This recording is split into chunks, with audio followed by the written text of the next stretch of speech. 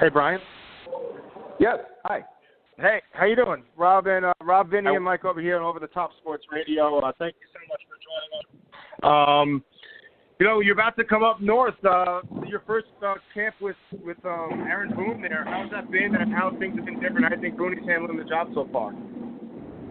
Yeah, I think that he's kind of hit the ground running here at Yankee camp. There were a bunch of times where I would make that turn and expect to see Joe Girardi sitting in the manager's office, and it's taken a little adjustment to realize he's not the manager anymore. But I think that he's really has found the rhythm as far as managing this team. I think that he's been a good fit so far. I think he's going to be a player's manager, and I wasn't too worried about the transition from the broadcast booth to the dugout, because this is a guy who basically comes from baseball bloodlines. His grandfather played in the big league, so did his father. He's been in big league dugouts since he was 2 or 3 years old, so I think he has a really good feel for how this has to work here, and I think he's going to be a good manager because I think he's got great players. And Joe Girardi, what did you think about the Yankees going away from Joe Girardi after a great year, one game away from the World Series with a team that really wasn't even supposed to make the playoffs? Do you have any insight on what was going on with that decision and why they liked Boone so much? Yeah, well, I think that what you saw there, going down the stretch last year, there were times, obviously, I get to talk to the manager twice a day, every day, and there were times last year in August where I thought to myself, this guy doesn't look like he's having a whole lot of fun. I'm not sure if Joe Girardi's going to want to come back for another year here. But then he kind of caught his second win in September. The playoff race seemed to reinvigorate him. Obviously, the postseason was a whole lot of fun. The team took him off the hook for that Game 2 decision in Cleveland, the non-decision there. So by the end of it, I figured the Yankees are one win away from the World Series. Joe Girardi's obviously going to be invited back for next year, and the only question is, does he want to come back? Does he want to spend more time with his family? So when the Yankees decided that they weren't going to make him an offer, I was shocked, but I think that there were things that popped up over the last 3 or 4 years, and Hal Steinbrenner and Brian Cashman have talked a lot about this, about how the communication and connectivity with the young players was not quite there, and you saw one very public example with Gary Sanchez in August in Cleveland. So I think that it was the buildup of those things over the last 3 or 4 years, and despite the fact that the team made it so far, you were going to have to give Joe Girardi a 4 or 5 year contract probably to bring him back. And I think that for Brian Cashman, that was a tough decision to make, to commit the next 4 or 5 years to Joe Girardi when he didn't believe in his heart, and Hal Steinbrenner didn't either, that he was the right guy to have molding this young talent they have. And Brian, you wrote a book that's actually on Amazon's bestseller list. So first of all, congratulations. And second Thank of all, you. What gave you the idea to come up with the Baby Bombers?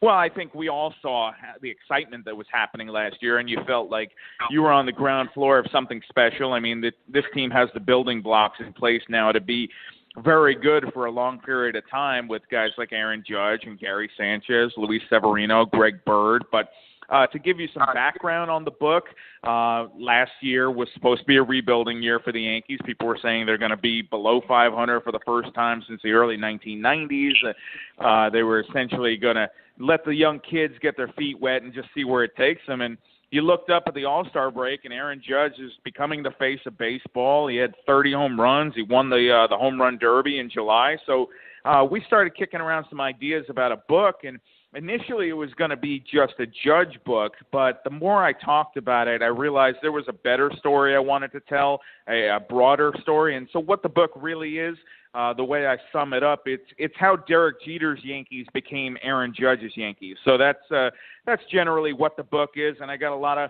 behind-the-scenes insights with guys like Brian Cashman and Joe Girardi and all of the players to kind of paint the picture of where these guys came from, how the team rebuilt on the fly, and why they're going to be good for a long period of time to come. And if you think about it, just a year ago right now, I mean, we weren't even 100% sure if Aaron Judge was going to be in the starting lineup on opening day, and just to think of how far he's come, and then you almost forget about how great Sanchez has been in his short time here too, and you had a guy like Giancarlo Stanton. It's just how quickly the Yankees have turned around this rebuild to become a contender is something that you feel like only the Yankees really could do. Well, they've definitely gotten fortunate. It's funny you mentioned that. I was talking to Aaron Judge this morning, and we were just kind of joking around about it.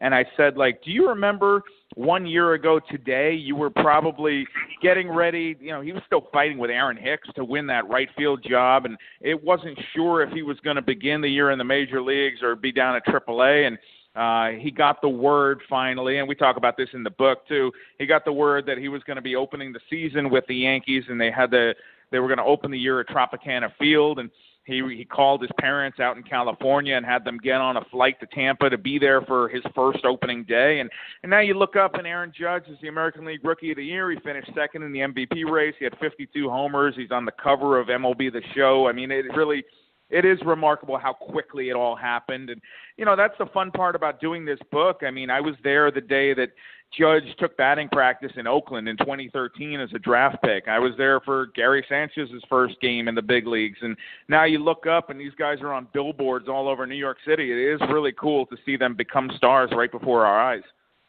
Yeah, the buzz around Judge after last season is absolutely tremendous. Who would you say your favorite baby bomber is now? That's not on the Yankees team. That's in AAA. Who do you think out of all these prospects is going to come up and be the next big thing?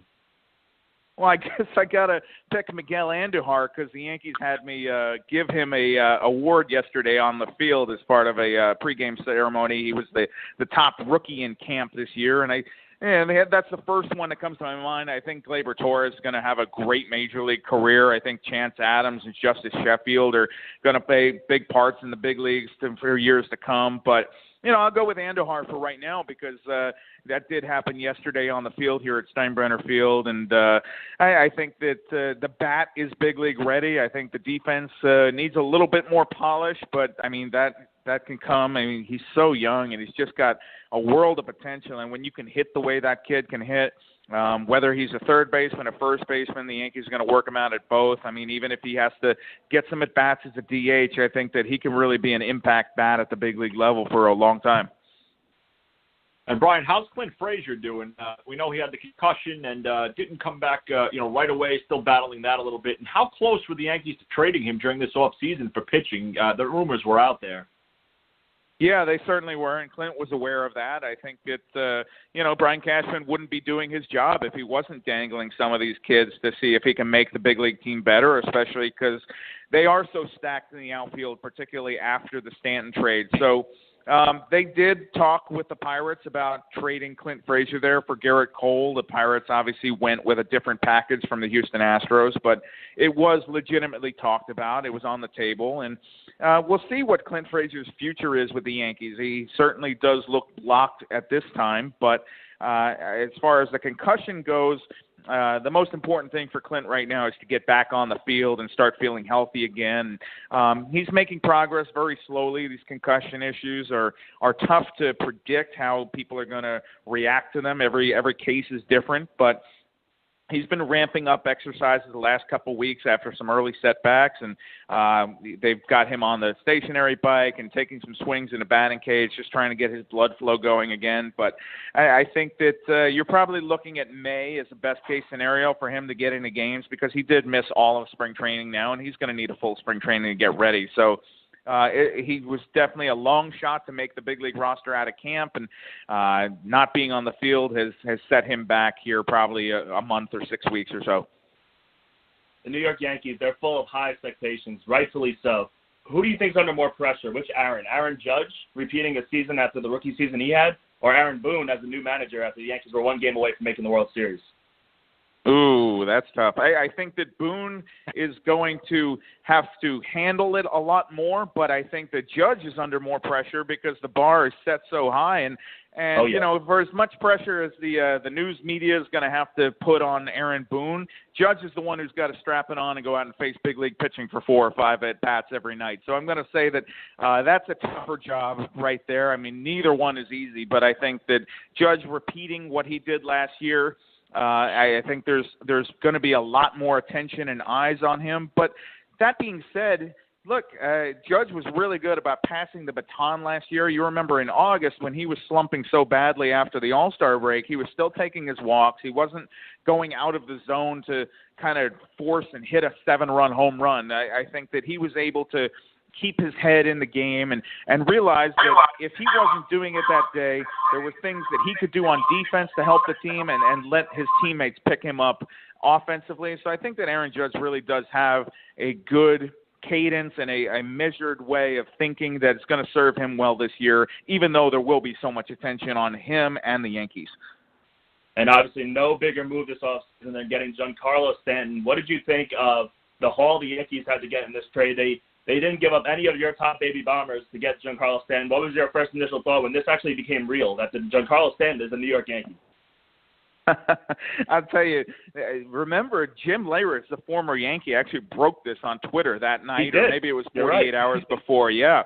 The first person who had Stanton official going to the Yankees was Jim Leyritz, and I remember I saw that tweet and I said, "There is no way that's true. That cannot be true." Behind this, right?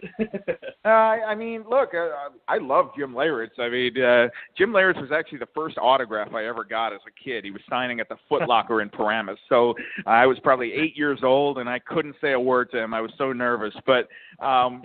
Anyway, I did not expect it to be true, and especially for the package that the Yankees gave up. But, I mean, that was such a weird situation because you thought for weeks there ahead of time, all right, he's going to be going to the St. Louis Cardinals. He's going to be going to the San Francisco Giants. They're going to work that deal out. And, you know, behind the scenes, what was happening was that Stanton was saying he was not going to go to either one of those teams. And having a full no-trade clause, he had that ability. So I think that when it came down to it, the Marlins had to get rid of that contract. They were not – they're spinning their wheels with him on the payroll. So he wanted out. The Marlins wanted him out. I think it almost made too much sense. And remember, going into the offseason, a power-hitting right fielder was not on the Yankees shopping list. All that money, and they were preparing for Shohei Ohtani. But when that fell through, I mean, if you can – that's your consolation prize to have Giancarlo Stanton in your big league lineup, the reigning National League MVP. That's pretty good. This is not going to go the way you think it's going to go. That's what he told the GMs over there in Miami. It kind of has to feel like when the Yankees got A-Rod back in 2003, 2004.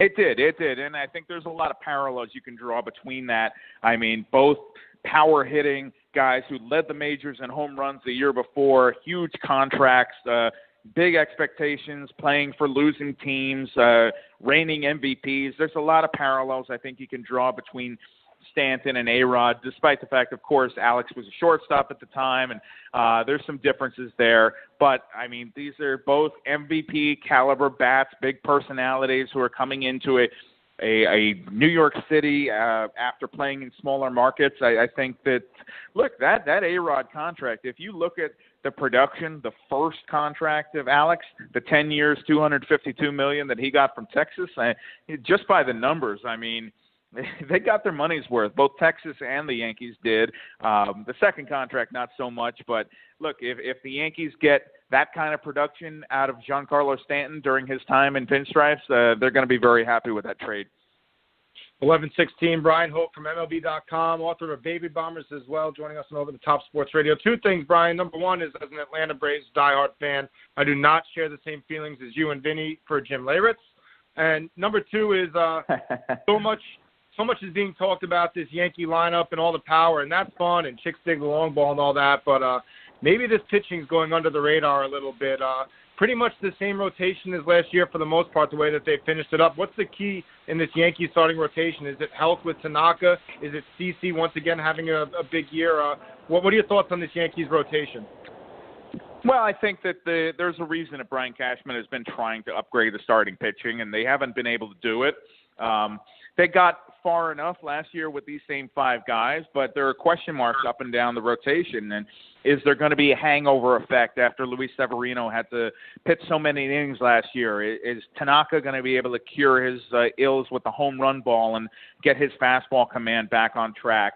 How's Sonny Gray going to do in his first full season in New York? Is CC Sabathia able to replicate what he did last year at age 37 on a couple of bad knees? And how does Jordan Montgomery come back after what was a successful rookie season, but he faded a little bit down the stretch in the second half? So I think there's a lot of questions there. The good thing for the Yankees is having this rich farm system they should be able to go out and sell and trade some of these guys if they need to upgrade their starting pitching at the deadline. The way they did last year, they packaged 3 prospects to the Oakland A's, none in the top 10, but they were able to get those guys and move them over to Oakland and import Sonny Gray. So if they need to do that again, they should have the ability to do that. As it stands right now, that starting 5 should get them on track. I think what helps them is that the bullpen is so elite, and so I think with those 2 things together, they should be in decent shape as the season begins. And Bryan, we saw you did a book signing last night. Now that the Yankees are coming up to New York, you have any plans for New York? Because we'd love to come out and get a book and meet you and support the book. Wow, yeah, that would be great. April 7 at Foley's, New York, which is the baseball bar right across from the Empire State Building. I'll be joined by John Flaherty, Mark Feinsand, Sweeney Murdy. We'll all be kind of just talking baseball, free admission. Come on in, have some beers, have some wings, get your book signed, and we'll be talking Yankee baseball all night. The Yankees have a day game that day, so I'll be heading right into the city after that. So April 7 at Foley's, New York. All right, so Bryan, thank you so much. And guys, you could get his book on Amazon, The Baby Bombers, The Inside Story of the next Yankees dynasty. And you can meet him April 7th at Foley's in New York. We'll put all that information up on our Twitter page and a link to maybe get that book too. So thank you so much for a couple minutes this morning. I know you got a lot going on this week with opening week. So thanks for your time, and we hope to catch up with you soon. You got it. Thanks for having me. Really enjoyed it. All right, thanks. That's MLB.com's Bryan Hoch joining us for a couple of minutes about the New York Yankees. Looking forward to their season, and make sure to check out his book if you guys get a chance. We've talked about it, how interesting this story is of the Baby Bombers and the transition that they've made in such a short period of time, like you said, from Jeter to Judge. And that's where they are right now, and they're looking to win another World Series championship, and they're a true contender for it this year. So